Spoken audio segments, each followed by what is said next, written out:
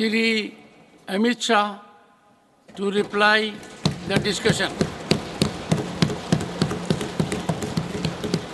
धन्यवाद सभापति महोदय। आज मैं इस महान सदन के सामने जम्मू कश्मीर पुनर्गठन संशोधन विधेयक 2023 और जम्मू कश्मीर आरक्षण संशोधन विधेयक 2023 ये दोनों विधेयकों को कानून बनाने के लिए सदन के आशीर्वाद प्राप्त करने के लिए मैं यहाँ उपस्थित हुआ हूँ। मान्यवर, आज ये दो बिल पारित भी होंगे, इसलिए भी आज का दिन बहुत महत्वपूर्ण है। और आज का दिन जम्मू कश्मीर और भारत के इतिहास में अलग दृष्टि से भी बहुत सुवर्ण अक्षरों से अंकित होने वाला है, क्योंकि आज ही सर्वोच्च अदालत की संवैधानिक खंडपीठ ने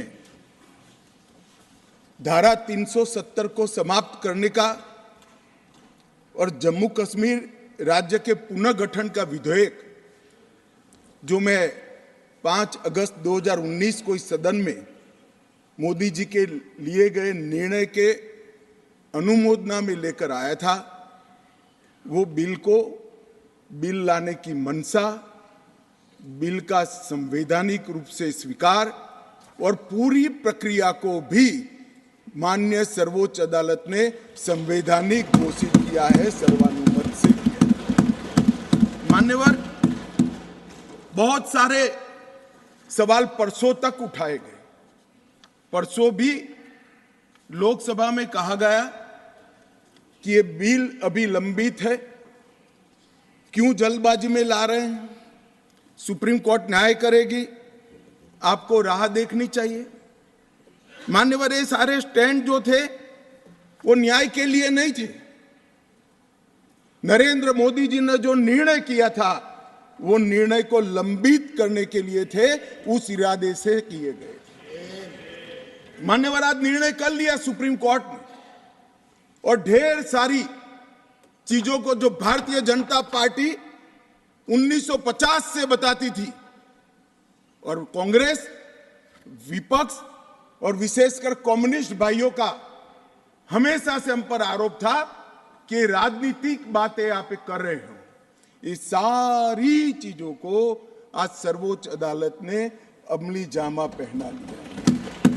न्यायालय ने माना कि जम्मू कश्मीर के पास कभी भी आंतरिक संप्रभुता नहीं थी, जो हमारा कहना था।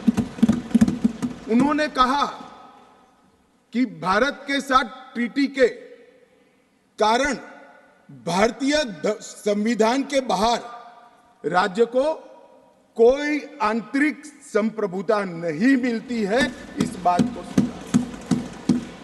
मान्यवर, न्यायालय ने माना कि अनुच्छेद 370 एक अस्थायी प्रावधान था, इसमें कोई शंका कुशंका नहीं है, ये संवैधानिक सत्य है कि धारा 370 अस्थायी समझ है। अब ये कुछ लोगों को पसंद नहीं आता है, और जो नेहरू जी के विचारों के, नेहरू जी के कामों के बड़े प्रशंसक है और अनुयायी है, उनको भी पसंद नहीं आता है जो हम कहते हैं। मगर मैं उनको बड़ी विनम्रता से पूछना चाहता हूं, अगर धारा 370 इतनी ही न्यायिक थी, इतनी ही जरूरतमंद थी, तो इसके सामने एक ही आर्टिकल है मान्यवर, जिसके सामने टेम्पररी शब्द का उपयोग किया गया, वो स्वयं नेहरू जी ने क्यों किया होगा? जो लोग कहते हैं कि धारा 370 परमानेंट है, वो संविधान सभा की मंशा का अपमान कर रहे हैं, संविधान का अपमान कर रहे हैं। मान्यवर, आज सुप्रीम कोर्ट ने कह दिया है कि इसका मतलब यह है, ये जो कहा धारा 370 अस्थायी प्रावधान था, इसका मतलब यह है कि ये दावा याचिकाकर्ता का 370 को कभी हटाया ही नहीं जा सकता। वो दावा सिरे से सुप्रीम कोर्ट ने खारिज कर दिया है कि संविधान को और देश के संसद के सदनों को पूरा अधिकार है धारा 370 हटाने। मान्यवर, न्यायालय ने यह भी माना कि राज्यपाल शासन और राष्ट्रपति शासन की जो उद्घोषणाएं हुई, इस पर भी ढेर सारे सवाल उठा गए कि राष्ट्रपति शासन गलत तरीके से लगाया गया, राज्यपाल शासन गलत तरीके से लगाया गया। इन्होंने भी, सुप्रीम कोर्ट ने यह भी माना कि राज्यपाल शासन और राष्ट्रपति शासन की उद्घोषणाओं को चुनौती देना ठीक नहीं है, ये पूर्ण रूप से संवैधानिक प्रक्रिया के तहत। मान्यवर, अनुच्छेद 370(3) में जो प्रावधान है वो संविधान सभा ने ही तय किया है। जब टेम्पररी इस प्रोविजन को किया गया तब सवाल हुआ है कि टेम्पररी है तो हटेगा कैसे। तो धारा 373 के अंदर एक प्रावधान डाला गया कि सीओ से राष्ट्रपति महोदय धारा 370 में सुधार भी कर सकते हैं, इस पर रोक भी लगा सकते हैं और पूर्णतया संविधान के बाहर भी कर सकते हैं। राष्ट्रपति का जो आदेश था, तत्कालीन राष्ट्रपति का 5 अगस्त 2019 का आदेश सीओ था, इसके माध्यम से राष्ट्रपति जी को पूर्ण अधिकार है अनुच्छेद 370 का संचालन बंद करने का। ये भी आज सुप्रीम कोर्ट ने सर्वानुमत से होल्ड कर दिया है, उसको उस पर मोहर लगाई। इस आधार पर याचिकाकर्ता ने एक तर्क दिया था।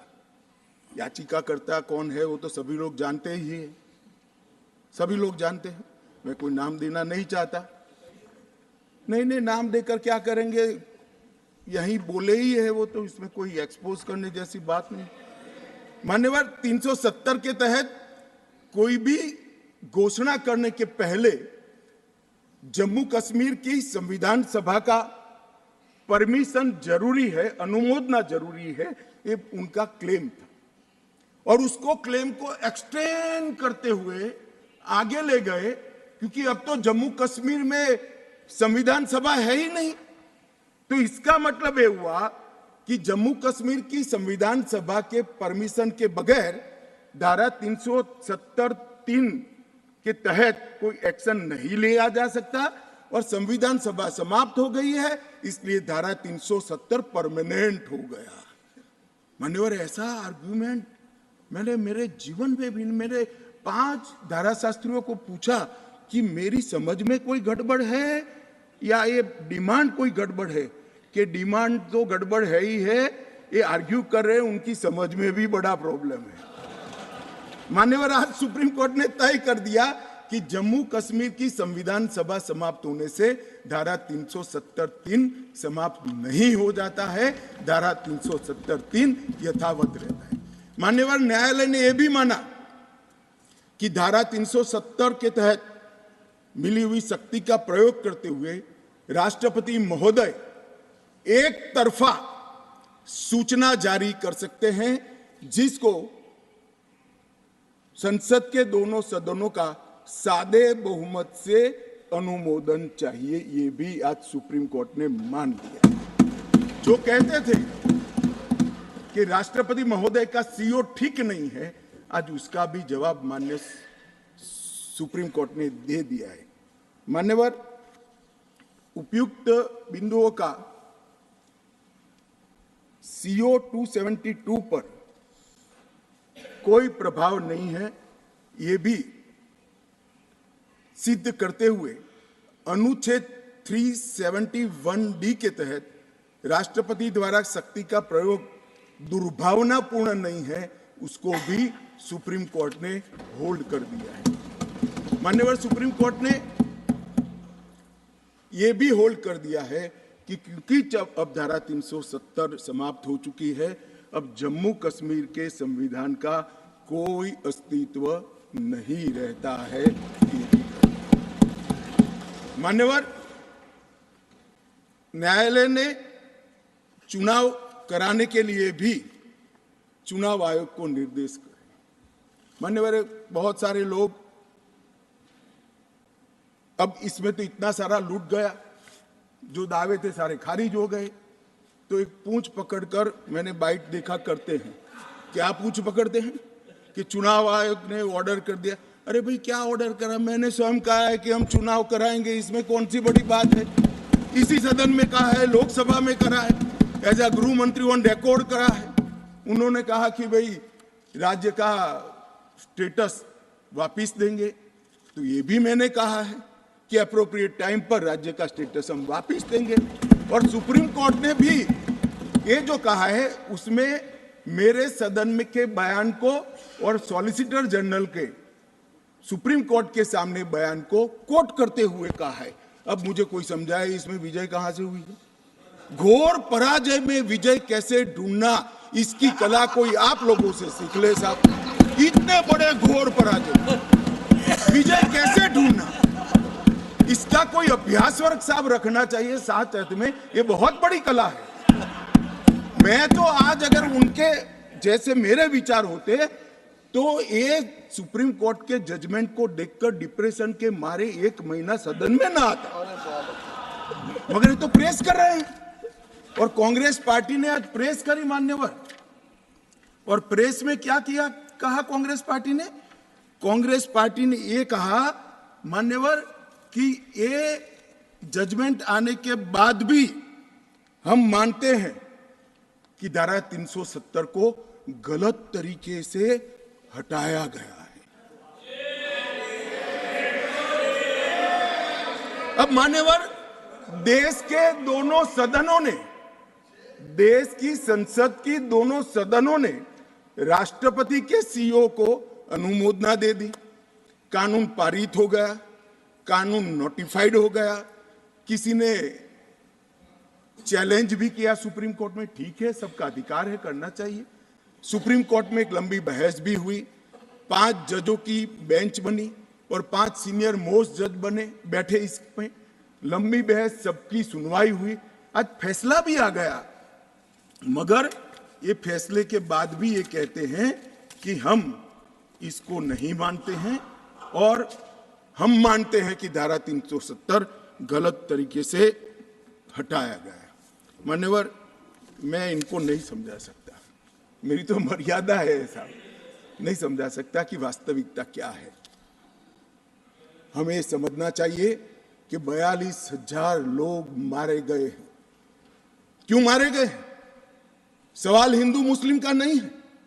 इनसे ज्यादा मुसलमान गुजरात में है, कश्मीर से ज्यादा मुसलमान उत्तर प्रदेश में है, कश्मीर से ज्यादा मुसलमान बिहार में है, कश्मीर से ज्यादा मुसलमान आसाम में है। क्यों वहां अलगाववाद नहीं हुआ? क्यों वहां टेररिज्म नहीं हुआ? बाउंड्री का भी सवाल नहीं है साहब। कई ऐसे राज्य हैं, राजस्थान की बाउंड्री भी पाकिस्तान से लगती है, गुजरात की बाउंड्री भी पाकिस्तान से लगती। क्यों हुआ? क्योंकि धारा 370 अलगाववाद को बल देती थी और अलगाववाद के कारण आतंकवाद खड़ा हुआ। ये समझना ही नहीं था।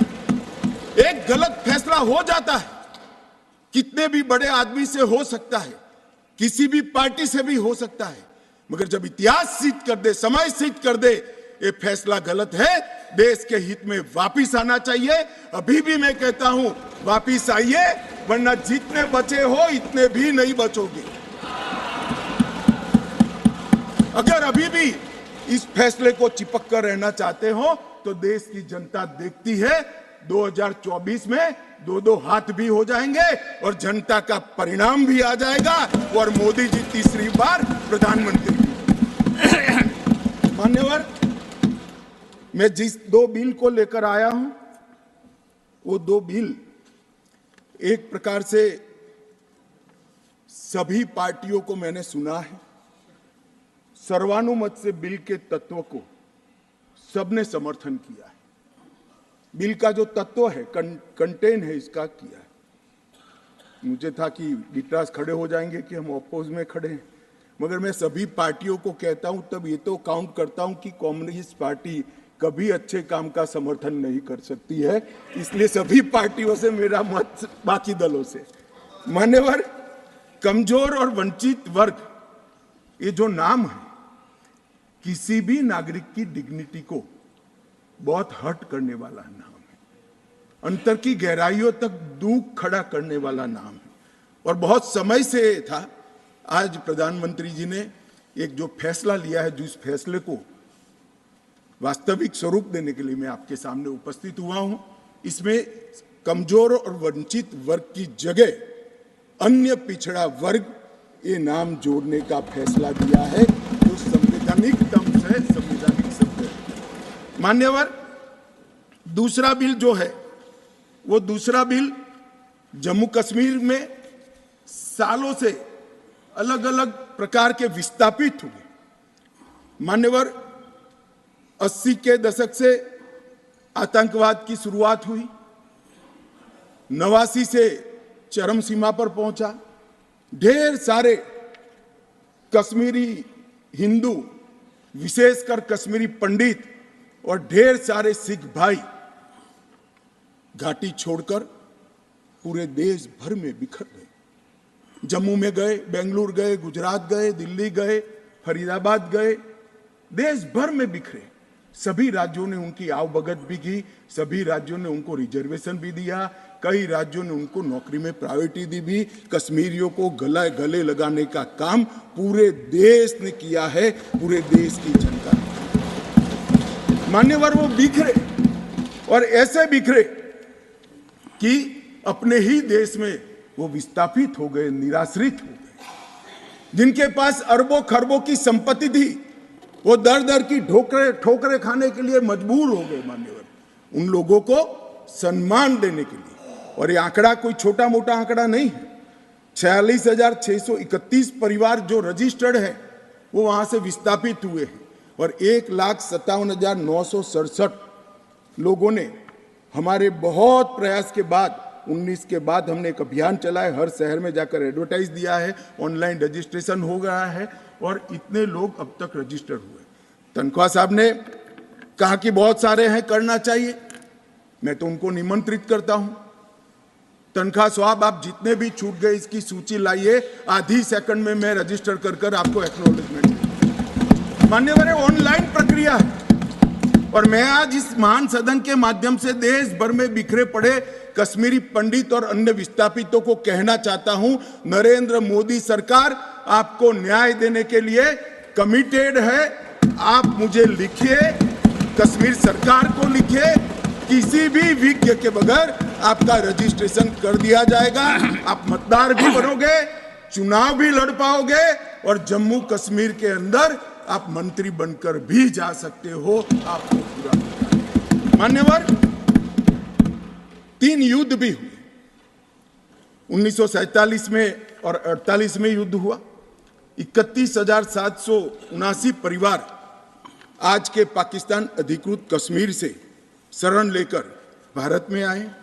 इनमें से 26,319 परिवार तत्कालीन जम्मू कश्मीर राज्य में बसे, और शेष 5,460 परिवार अन्य भागों में बसे।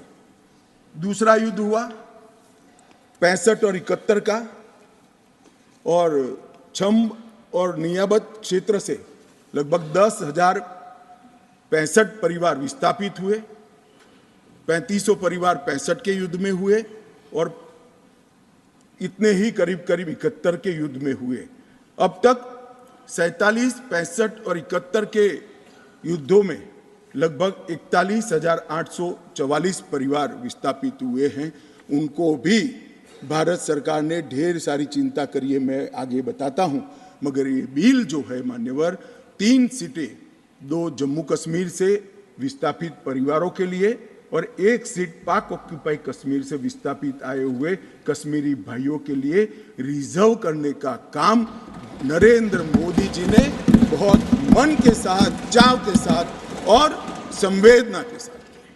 मान्यवर, ये जो फैसला है उसी एक्ट का हिस्सा है जिस एक्ट को सब चैलेंज करते हैं।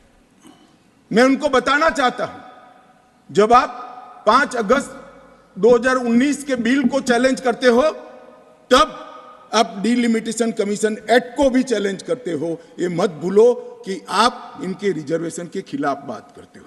मान्यवर, डिलिमिटेशन कमीशन ने गंभीरता से विचार करने के बाद समुदायों का प्रतिनिधित्व नॉमिनेशन द्वारा कराने की सिफारिश की है।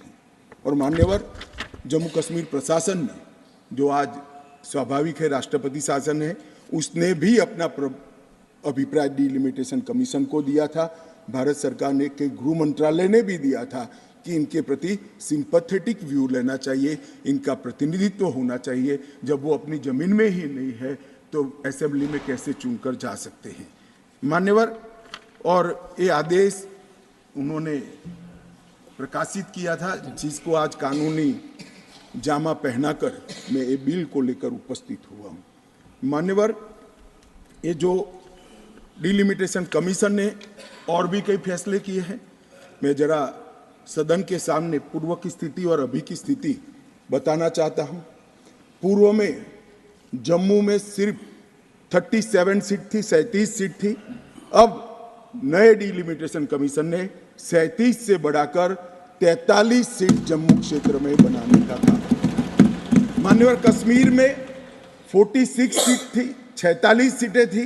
अब 46 की जगह 47 सीटें, 47 सीटें बनाने का कहा। इस तरह से जम्मू और कश्मीर दोनों को मिलाकर 83 सीटें थी। लद्दाख की सीटें निकाल दी है क्योंकि वहां यूटी बन चुकी।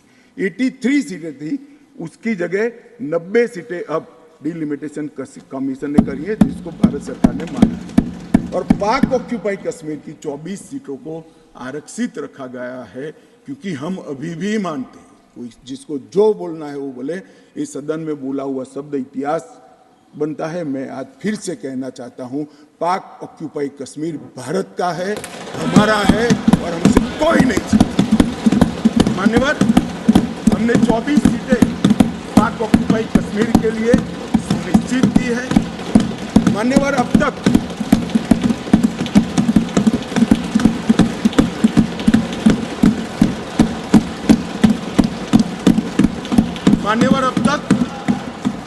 SC ST की सीटों में बड़ी विसंगतताएं भी थी, और जो दिग्विजय की कहते थे संवेदनशील अप्रोच होना चाहिए, संवेदनशीलता होनी चाहिए। SC ST के प्रति संवेदना से ही ये निर्णय हुआ है।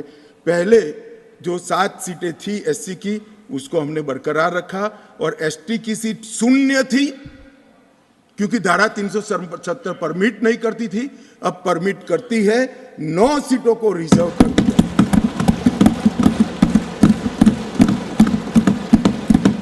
अरे जो कह रहे थे हमारे डॉक्टर साहब कि गुर्जर बकरवालों ने इस देश को बचाया है, मैं सदन में इस देश के गृह मंत्री के नाते कहना चाहता हूं, मान्यवर, कभी भी युद्ध हुआ, कभी भी आतंकवादियों ने पैंतरे रचे, मेरे गुर्जर बकरवाल भाइयों ने भारत के तिरंगे को ऊंचा रखा। और आज सालों के बाद आज उनको न्याय मिलने जा रहा है। इसका कम से कम मुझे तो बहुत संतोष है। किसी को संवेदनशीलता दिखे या न दिखे, 75 साल तक उनका अधिकार जो भारत के संविधान ने दिया था, कौन रोक कर बैठा था उसको? कौन रोक कर बैठा था? क्या कोई जवाब दे सकता है?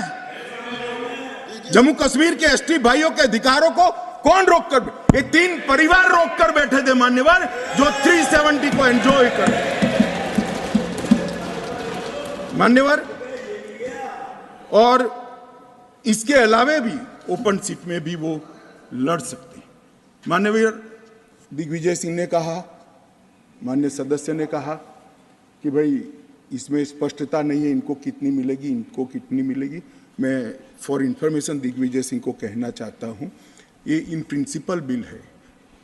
ट्राइबल डिपार्टमेंट और OBC डिपार्टमेंट से अलग से इसके बिल आएंगे, जिसमें इसके रिजर्वेशन की सीटों की और चिन्हित करने की व्यवस्था होगी। वो एक अलग प्रक्रिया है, मगर ये स्पष्टता से कर देते। मैं दिग्विजय सिंह को बहुत अच्छे तरीके से जानता हूँ सर। जब भी वो हंसकर बोलते हैं तब बहुत समाज के अंदर डिस्टर्बेंस होता है।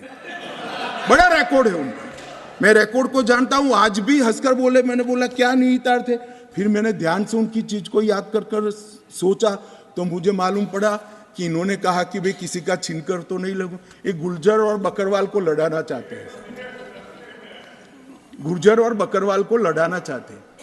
मैं आज फिर से कह देता हूं मान्यवर, बैठ जाइए दिग्विजय जी, अब हो गया, लोग समझ चुके हैं आपको, बैठ जाइए। मान्यवर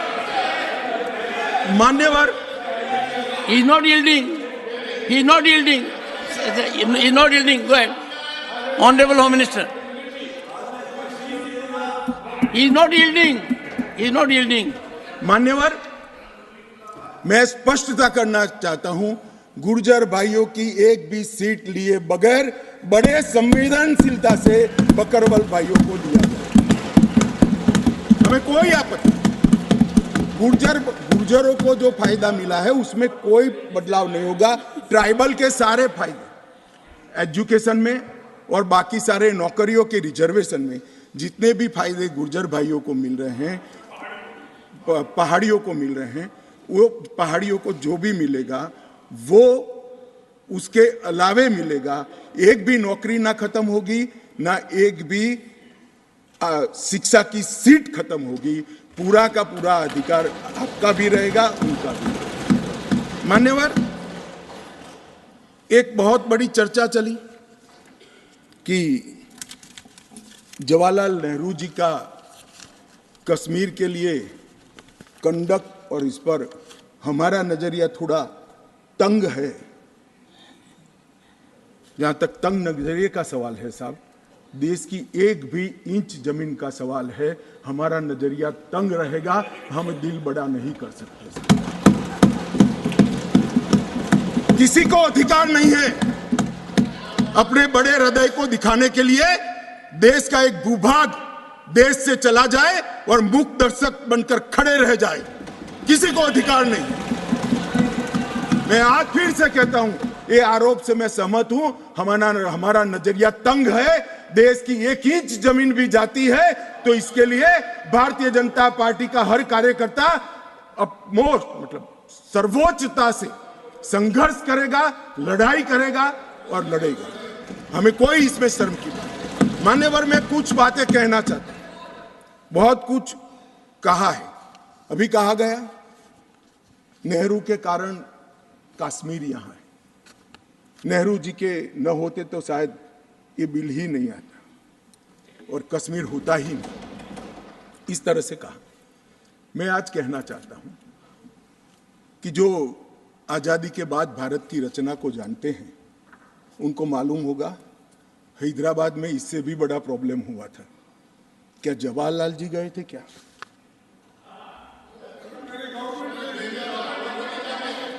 तो यहां गवर्नमेंट नहीं, यहां नेहरू। क्या कर रहे हो खड़गे जी? अभी भी वापस आओ।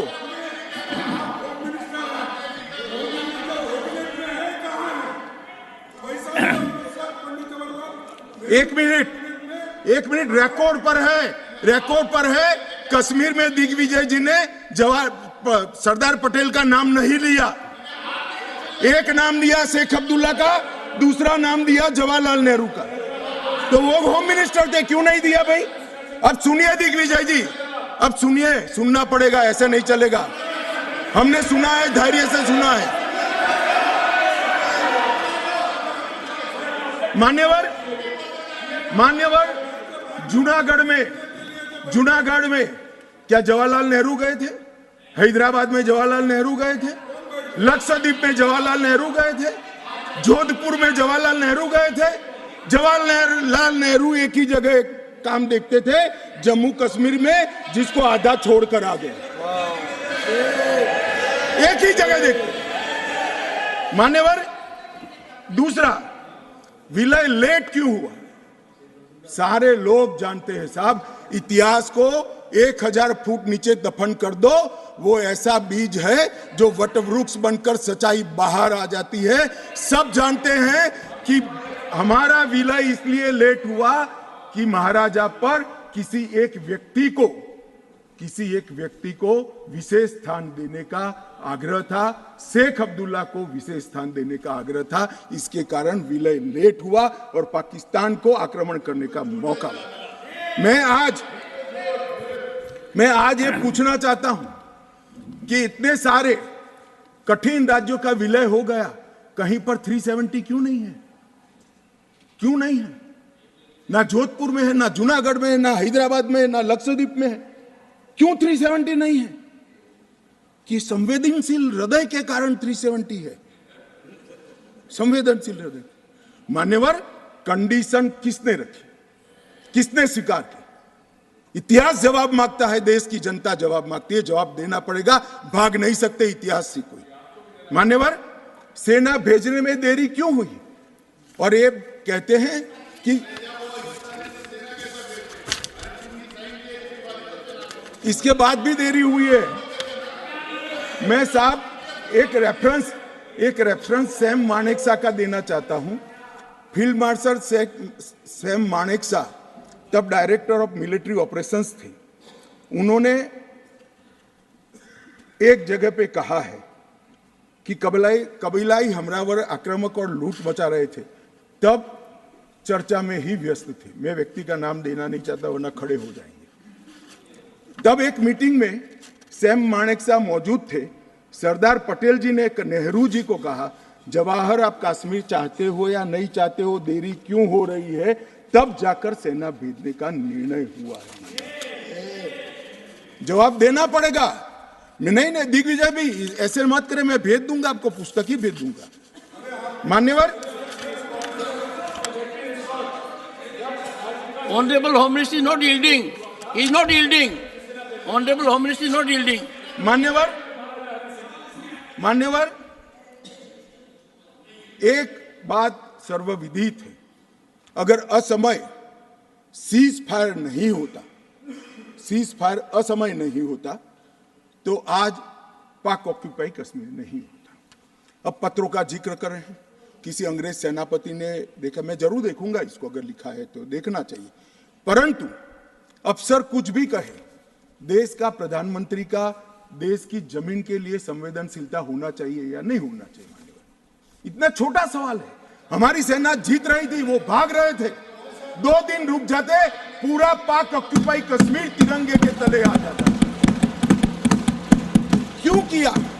दूसरा, क्यों मामले को यूएन में ले जाया गया? अब ये सारी चीजों को आप कहते हैं कि रेफरेंस लाइए। मान्यवर, मुझे मालूम था दिग्विजय सिंह,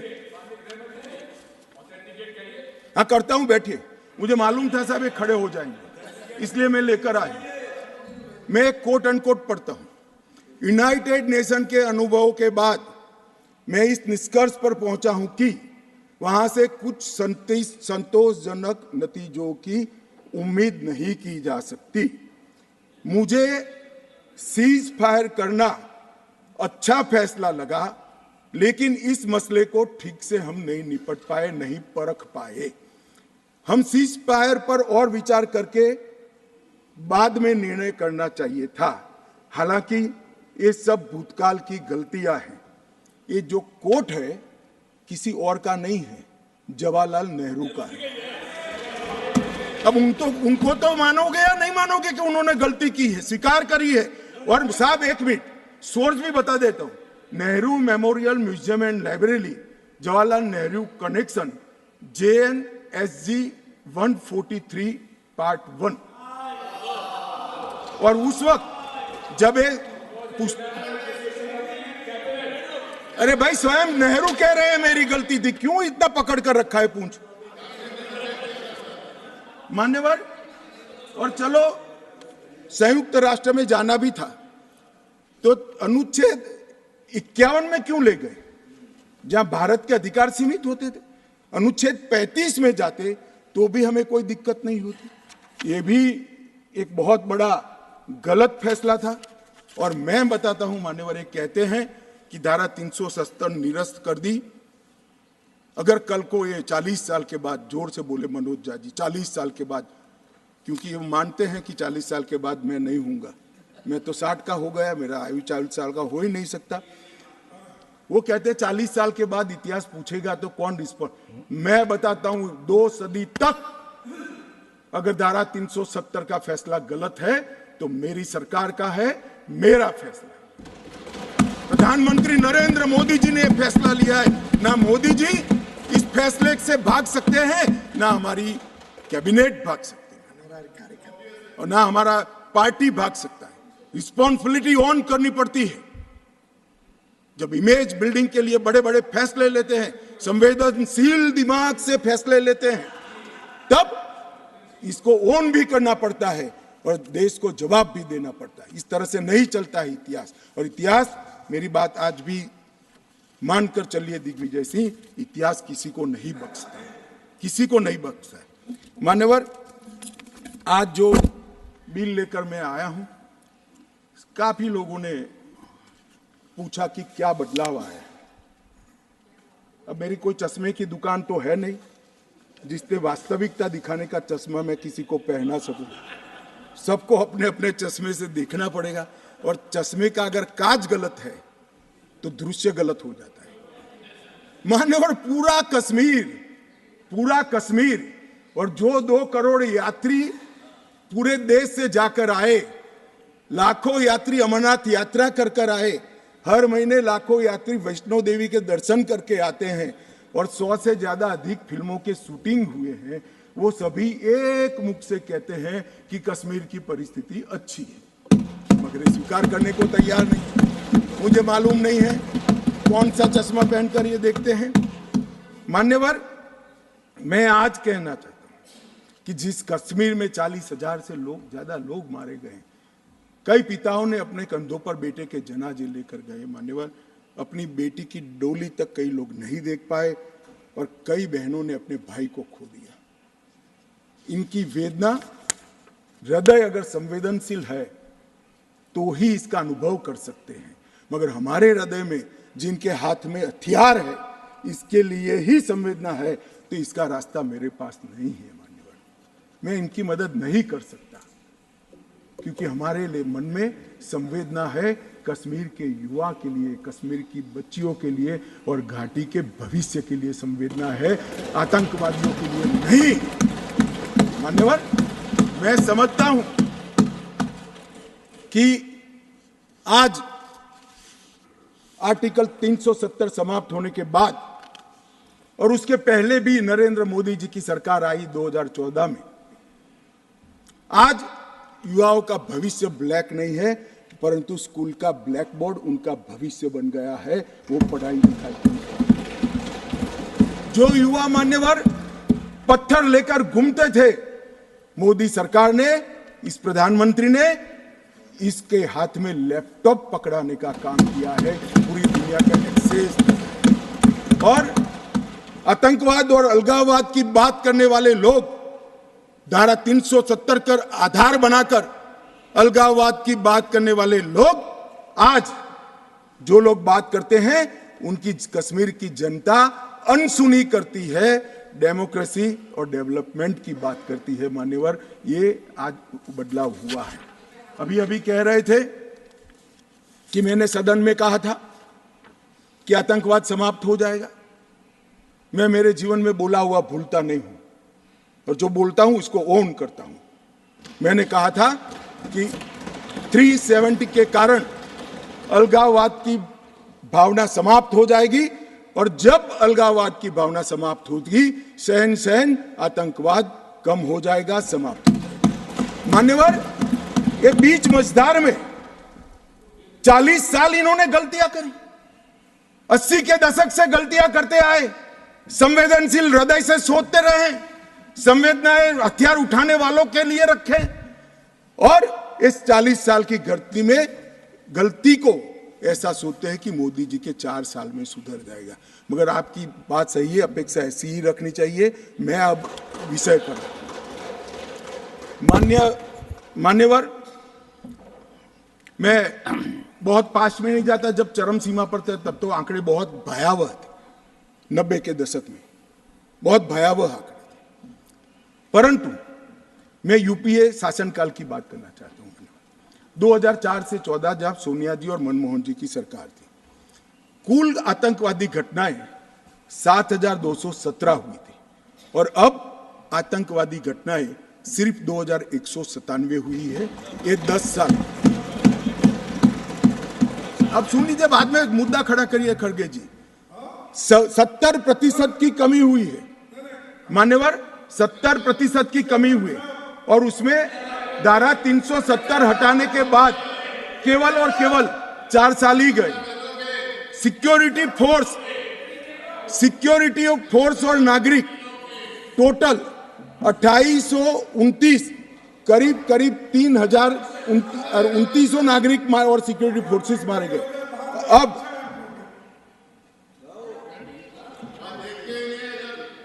मान्यवर, 3,000 नागरिक उस वक्त 4 से 14 में मारे गए, 14 से 23 में 891 नागरिक मारे गए, 70% की कमी। सिक्योरिटी फोर्सेस और नागरिक, और सिक्योरिटी फोर्सेस की मृत्यु में भी 50% की मान्यवर कमी। ये कह रहे हैं कि क्या हुआ है। मैं आंकड़े बताना चाहता हूं, और मनोज जी खास देखे। आत्मा है तो अंधेरे में टटोल कर सुने, सोचे, और विचार परिवर्तन होता है तो ईश्वर के लिए करे। मान्यवर, ऑर्गेनाइज्ड स्टोन पेल्टिंग 2010 में 2654 घटनाएं थी, 2023 में सिर्फ 4 साल हुए हैं, एक भी पथराव की घटना नहीं हुई, एक भी नहीं। स्टोन पेल्टिंग में नागरिकों की मृत्यु 2010 में 112 हुई थी, क्योंकि स्टोन पेल्टिंग ही नहीं हुई है तो मृत्यु भी नहीं हुई, 0 मृत्यु हुई। मान्यवर, स्टोन पेल्टिंग में जख्मी नागरिकों की मैं बात करता हूं, सिक्योरिटी फोर्स नहीं, नागरिक जो घाटी के हैं, वो 6235 थे, क्योंकि स्टोन पेल्टिंग नहीं हुई है, 0 जख्मी है। अरे भैया, इनको दिखाई नहीं देता है। सीज फायर वायोलेशन की घटनाएं 2010 में 70 थी और 2023 में 6 हुई। घुसपैठ के प्रयास 489 थे, सिर्फ 48 हुए हैं। मान्यवर, वापिस लौट गए आतंकवादी 18 थे 2010 में, अभी 281 आतंकवादी घाटी छोड़कर। ये संवेदनशीलता का नमूना है नागरिकों के प्रति। मान्यवर, मैं आज बताना चाहता हूं आपको, इसलिए बताना चाहता हूं कि हमने सिर्फ टेररिज्म के खिलाफ आवाज नहीं उठाया है, टेररिज्म के खिलाफ आवाज नहीं उठाया, इस पर आक्रामक कार्यवाही करी, ऐसा नहीं है। हमने टेररिज्म की इको सिस्टम को खत्म करने का काम किया। जो टेररिज्म को फाइनेंस करते थे उन पर भी काम किया है। एनआईए द्वारा टेरर फाइनेंस के केस 32 रजिस्टर किए गए, 2014 के पहले एक भी केस। स्टेट इन्वेस्टिगेशन एजेंसी ने टेरर फाइनेंस के केस 51 रजिस्टर किए, पहले स्टेट इन्वेस्टिगेशन एजेंसी की जरूरत ही महसूस नहीं की गई थी।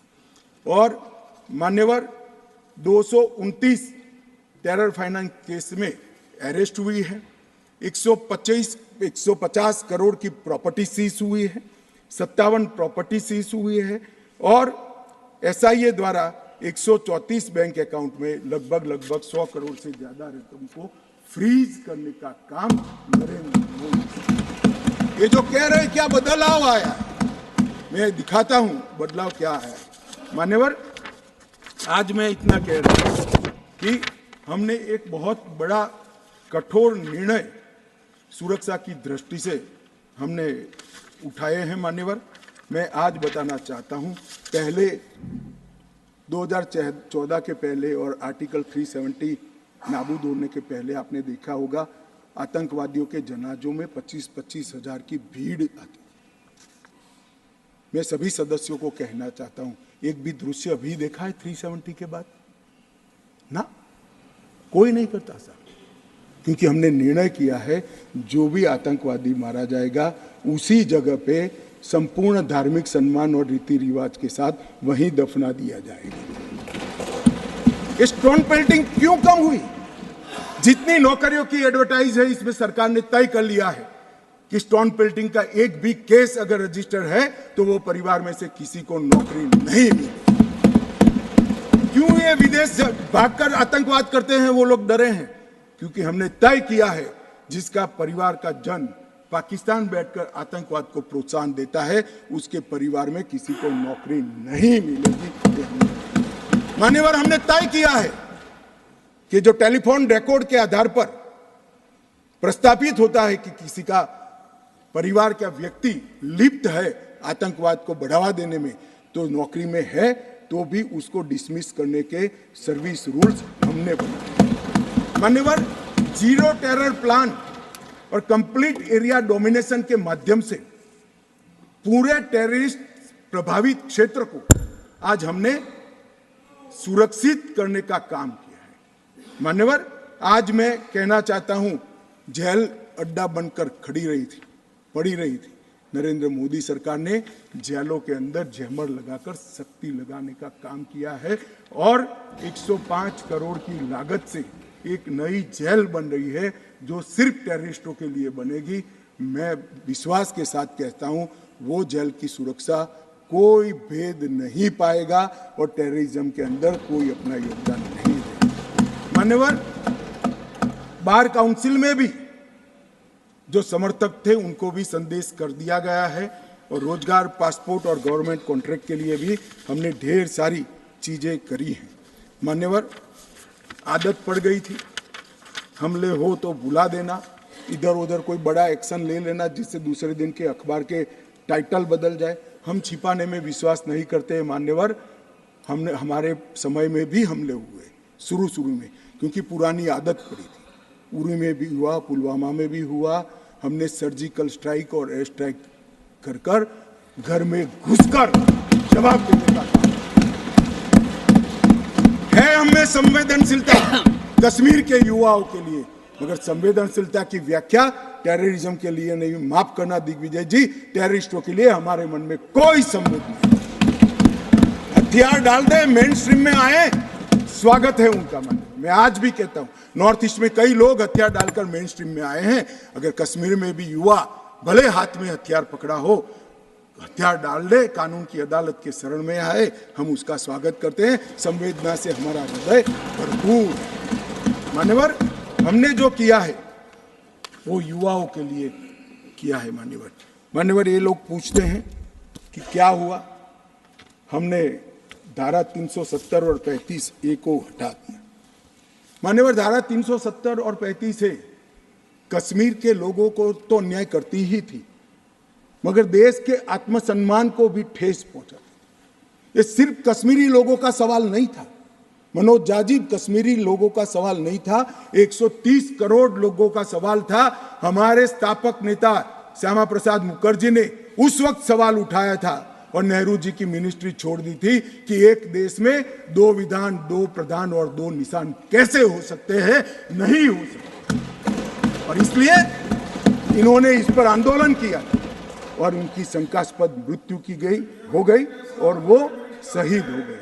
मान्यवर, आज मुझे आनंद है, कश्मीर के लिए मरने वाला हर फौजी, छोटे से छोटा व्यक्ति, नागरिक से लेकर श्यामा प्रसाद मुखर्जी तक, जिनने बलिदान दिया है, वो सभी लोगों की आत्मा आज इस देश में से 2 विधान, 2 निशान और 2 प्रधान समाप्त कर संतुष्टि का सांस लेगी। आज सुप्रीम कोर्ट का फैसला मान्यवर ऐतिहासिक फैसला है और ये फैसले को मैं बहुत मन के साथ 130 करोड़ की जनता की ओर से स्वागत भी करता हूं और अभिनंदन। मान्यवर, आज एक संविधान, एक राष्ट्रध्वज और एक प्रधानमंत्री बन चुका है।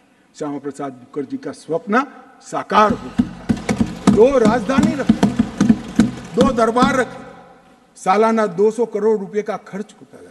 मान्यवर, अब एक केंद्रीय कानून है, जो केंद्रीय कानून है सभी राज्यों में जाता है, ऐसे कश्मीर में भी जाता है। मान्यवर, कश्मीरी, डोगरी, हिंदी, इसको पहली बार मान्यता देने का काम प्रधानमंत्री नरेंद्र मोदी जी ने। 35A के तहत कश्मीर की महिलाओं को न्याय देने का काम प्रधानमंत्री नरेंद्र मोदी जी ने। मान्यवर, शिक्षा हो, नौकरी हो, पहली बार रिजर्वेशन देने का काम प्रधानमंत्री नरेंद्र मोदी जी ने। पहली बार एसटी समुदाय को विधानसभा में आरक्षण देने का काम नरेंद्र मोदी जी ने। राइट टू एजुकेशन एक्ट पहली बार धारा 370 जाने के बाद वहां हुआ। भूमि अधिग्रहण, पुनर्वसन और पुनर्स्थापना में उचित मुआवजा का कानून पहली बार जम्मू कश्मीर में धारा 370। फॉरेस्ट राइट्स एक्ट पहली बार 370 समाप्त होने के बाद। SC/ST prevention of atrocity act पहली बार जम्मू कश्मीर में 370 जाने के बाद। विसल ब्लोअर प्रोटेक्शन एक्ट पहली बार जम्मू कश्मीर में 370। साहब ये विसल ब्लोअर, ये भ्रष्टाचार के जुड़ा हुआ मामला है। जम्मू कश्मीर के किसी भी नागरिक को पूछो, सिफारिश के सिवाय नौकरी नहीं मिलती थी। बड़ी परेशानी थी, भ्रष्टाचार होता था, क्योंकि 3 ही परिवारों का शासन। क्यों विसल ब्लोअर प्रोटेक्शन एक्ट वहां लगाएंगे? अभी अभी झारखंड में किसी एमपी के यहां, मैं किस दल के हैं कहना नहीं चाहता, पूरी दुनिया जानती है, इतनी सारी कैश मिली कि बैंक के कैशियर कहते हैं हमने भी इतनी कैश कभी देखी नहीं है।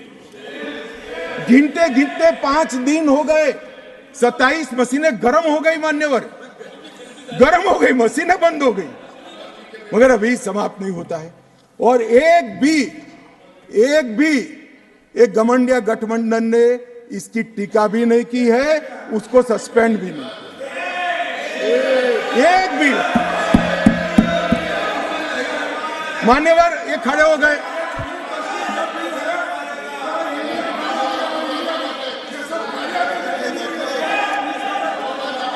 चलो इंडिया अलायंस ने, मान्यवर इंडिया अलायंस ने इसकी टीका भी नहीं की। मान्यवर अभी कहेंगे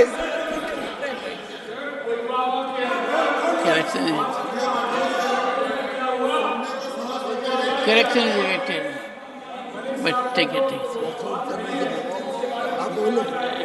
मान्यवर मुझे मालूम है नहीं बैठेंगे, क्योंकि ओबीसी को सम्मान देना है, महिलाओं को रिजर्वेशन देना है, ये नहीं बैठेंगे, मुझे पूरा भरोसा है। वॉकआउट करेंगे। कितनी भी कटु बात को हम सुन लिए, अब आप जवाब नहीं सुनोगे? क्या बात है? 6 घंटे तक मैंने सुना है आपको, कैसे ना नहीं सुनोगे मुझे?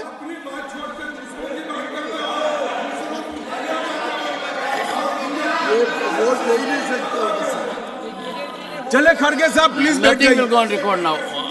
Only मेरा निवेदन साहब, आप बड़े only नेता what हैं, the बैठ honorable जाइए। Home Minister says will go on record. मान्यवर ये कहते हैं कि क्या बदलाव आया है?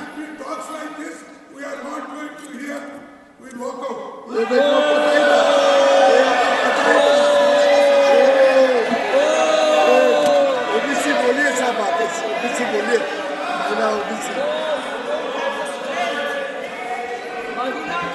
अरे महिला और ओबीसी के लिए नहीं बैठ सकते।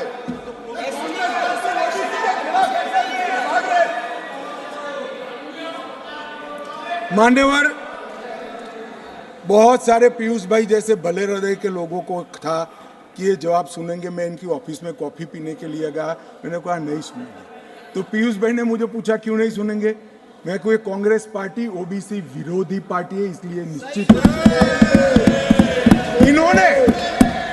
इन्होंने काका कालेलकर कमीशन के रिपोर्ट को दबा कर रखा, इन्होंने मंडल कमीशन के रिपोर्ट को दबा कर रखा, इन्होंने ओबीसी आयोग को संवैधानिक मान्यता नहीं दी, इन्होंने ओबीसी के बच्चों को केंद्रीय पूल में रिजर्वेशन का अधिकार नहीं दिया, और इन्होंने ओबीसी का हमेशा विरोध करने का काम किया है। अभी अभी इनके नेता को किसी एनजीओ ने लीक कर दिया है, अर्थ मालूम है या नहीं है मालूम नहीं, कभी पूछ ले कोई फुल फॉर्म तो तकलीफ आ जाए मान्यवर, परंतु अभी एक लीक कर दिया है तो ओबीसी ओबीसी ओबीसी। तो एक पत्रकार मुझे कह रहा था इतना बोले मैं कि इसकी एक तिथि होती है 180 दिन, पहली बार कब मिले बोले वो देख लेना, 180 दिन के बाद विषय बदल जाएगा। इसमें कुछ मन से नहीं होता है साहब। पूरा जीवन इनके पिताजी ने संसद के लोकसभा में खड़े रहकर मंडल कमीशन को लागू करने का विरोध कर दिया, वो आज ओबीसी की बात कर रहे हैं। मुझे तो भरोसा साहब नहीं बैठेंगे, मगर साहब ये पूछ रहे थे क्या परिवर्तन आया है। मैं आज उनको कहना चाहता हूं कि मुरली मनोहर जी राष्ट्रीय अध्यक्ष थे, नरेंद्र मोदी जी हमारी यात्रा के संयोजक थे, लाल चौक में तिरंगा फहराना था, हम सभी गए थे, हमें जाने नहीं दिया। मोदी जी और कुछ लोग जान की परवाह करे बगैर गए और तिरंगा फहरा है। तिरंगा फहराने के लिए भारत के हिस्से पर सेना को दखल करना पड़ता था, वही लाल चौक में 26 जनवरी को घर घर तिरंगा फहरा गया। मान्यवर कहते हैं क्या परिवर्तन आया है? 30 साल से थिएटर बंद थे, थिएटर नहीं चलते थे कश्मीर में। क्यों नहीं चलते थे? मैं इसकी मीमांसा में नहीं जाना, परंतु आज कश्मीर में 3 थिएटर चालू हो गए हैं और 18 थिएटर घाटी में खुलने के इंतजार कर रहे हैं और कई लोगों ने लोन का एप्लीकेशन किया। मान्यवर, शूटिंग नहीं होता था, 21 से अब तक 24 तक 100 शूटिंग हो चुके हैं मान्यवर, 100 शूटिंग हो चुके हैं मान्यवर। ये सब कहेंगे, इसको भी धर्म के चश्मे से देखेंगे। मैं आज कहना चाहता हूं कि मुहर्रम का जुलूस भी 30 साल तक नहीं निकला था, अभी नरेंद्र मोदी सरकार के समय में। मान्यवर, इनको बदलाव दिखाई नहीं पड़ेगा। जैसे मैंने कहा, उनके चश्मे में खराबी है, वो आज भी गलती स्वीकार करने के लिए तैयार नहीं, मगर मैं उनको कहना चाहता हूं कि देश आपकी स्वीकृति का मोहताज नहीं है। देश की जनता अब समझ चुकी है कि कश्मीर के सवाल के मूल में जवाहरलाल नेहरू की गलतियां थी, वो पूरा देश। मान्यवर, जीएसडीपी वो डेवलपमेंट का बड़ा द्योतक होता है। 1 लाख करोड़ का जीएसडीपी था 2014-15 में और आज 2,27,927 करोड़, डबल हो चुका है। डिग्री कॉलेज 94 थे, आज 147 है। ना आईआईटी था, ना आईएम था, ना एम्स था। आईआईटी भी खुल चुका, आईएम भी खुल चुका, 2 एम्स की प्रक्रिया चल रही है, एक खुल चुका है, दूसरा खुल जाएगा। मेडिकल कॉलेज 4 थे, 7 नए मेडिकल कॉलेज खुले। नर्सिंग कॉलेज 1 भी नहीं था, 15 नर्सिंग कॉलेज खुले। मेडिकल सीट 500 थी, आज 1300 मेडिकल सीटें हैं। पीजी मेडिकल सीट 367 थी 70 साल में, आज 297 नई जोड़ने का काम नरेंद्र मोदी सरकार ने किया। मिड डे मील के तहत सिर्फ रिकॉर्ड पर, करप्शन तो जो होता होगा, रिकॉर्ड पर 6 लाख बच्चों को भोजन मिलता था, आज 9,31,000 बच्चों को भोजन मिलता है मान्यवर। और मान्यवर, 30 लाख से टूरिस्ट का आंकड़ा 2 करोड़ पार कर गया मान्यवर। ये बताता है कि घाटी में ठीक है। 1485 से अधिक होम स्टे, अभी बताया जांगड़ा जी ने कि पहचान छुपा कर जाना पड़ता था, अच्छी गाड़ी में नहीं बैठ सकते थे, परिचय नहीं दे सकते थे। यहाँ घाटी के मुसलमान भाइयों के वहाँ होम स्टे चल रहा है और गुजरात, महाराष्ट्र, बंगाल से जाने वाले व्यक्ति इनके घर में रहकर खाना खाकर घाटी का लुत्फ ये लगभग 10,000 बिस्तर होम स्टे के अंदर हो गए मान्यवर। और प्रधानमंत्री ग्राम सड़क योजना प्रतिवर्ष 1100 का एवरेज था, अब 8,086 किलोमीटर का एवरेज बना है। 47 स्मार्ट सिटी के तहत योजनाएं थी, आज 173 है। प्रधानमंत्री आवास सिर्फ 24,000 बने थे, आज 1,45,000 बने हैं। घरेलू नल कनेक्शन सिर्फ 7,82,000 थे, आज 13,54,000 बने हैं। गठित की गई सेल्फ हेल्प ग्रुप 4,000 थी, आज 19,000 है। माननीय, शिशु मृत्यु दर जो सबसे कठिन हेल्थ पैरामीटर है, इसका गिरावट बहुत कठिनता के साथ होता है। जो हेल्थ के पैरामीटर्स को जानते हैं उनको मालूम होगा। 1,000 पर 22 शिशु मारे जाते थे, आज 1,000 पर सिर्फ 16 शिशु मारे जाते हैं। 47 जन औषधि केंद्र थे, आज 227 जन औषधि केंद्र वहाँ पर स्थापित हो चुके हैं। मान्यवर, इनको दिखाई नहीं पड़ेगा। मैं आज चले गए हैं, मगर दिग्विजय जी को कहना चाहता हूं, ये नरेंद्र मोदी जी के हृदय की संवेदना है कि घाटी और जम्मू में इतना बड़ा बदलाव डेवलपमेंट के क्षेत्र के अंदर हुआ है। मान्यवर, सिर्फ हाइड्रो इलेक्ट्रिसिटी में 30,000 करोड़ का भारत सरकार ने इन्वेस्ट किया। रेलवे का पैसा अलग, नेशनल हाईवे का पैसा अलग। मान्यवर, लगभग पेंशन के लाभार्थी सिर्फ 6 लाख थे, रजिस्ट्रेशन नहीं होता था जम्मू की साइड से। अब ट्रांसपेरेंट रजिस्ट्रेशन के बाद 10 लाख लाभार्थी पेंशन के हो गए हैं। फूड सिक्योरिटी का कवरेज 43.8% था, आज 100% हो चुका है। हेल्थ कवरेज देश भर में एकमात्र राज्य ऐसा है जहां प्रधानमंत्री आयुष्मान भारत योजना मान्यवर सिर्फ गरीबों के लिए नहीं है, गरीब से लेकर धनी से धनी तक, फारूक अब्दुल्ला जी तक, सभी को प्रधानमंत्री आयुष्मान भारत योजना का फायदा मिलता है। ओपन डेफिकेशन 50 से 60% था, अब 100% है। ऑनलाइन सर्विसेज सिर्फ 60 सेवाओं में थी, आज 1100 सेवाओं में ऑनलाइन सर्विसेज हो गई है। और स्पोर्ट्स में युवाओं की भागीदारी सिर्फ 2 लाख थी, आज 2022 में जम्मू कश्मीर के 60 लाख युवाओं ने खेलों में हिस्सा लिया। मान्यवर पूछते हैं कि क्या बदलाव आया, मैं इनको ही बताना चाहता हूँ। और मान्यवर ढेर सारी चीजें हैं, अब ये चले गए हैं, मैंने दूसरे सदन में भी बताया, मगर मैं देश की जनता को विश्वास दिलाना चाहता हूं कि मोदी जी ने लाल किले से प्राचीर से इस देश को वादा किया था, और मोदी सरकार और प्रधानमंत्री स्वयं इस चीज पर अड़े हैं कि कश्मीर के युवाओं को हाथ में कभी बंदूक नहीं लेनी पड़ेगी, पत्थर नहीं लेने पड़ेंगे, इनके हाथ में लैपटॉप और किताबें भी होगी, नए कश्मीर की शुरुआत होगी। मान्यवर आतंकवाद मुक्त कश्मीर बनने की शुरुआत हो गई है। नया कश्मीर, विकसित कश्मीर, जब विकसित भारत बनेगा, कश्मीर देश के सभी राज्यों के समकक्ष होकर वहाँ पर खड़ा होगा। दुनिया भर के यात्री आएंगे ऐसे कश्मीर की रचना के लिए। ये जो विधेयक लेकर मैं आया हूँ, मैं आपको निवेदन करता हूँ सभी लोगों को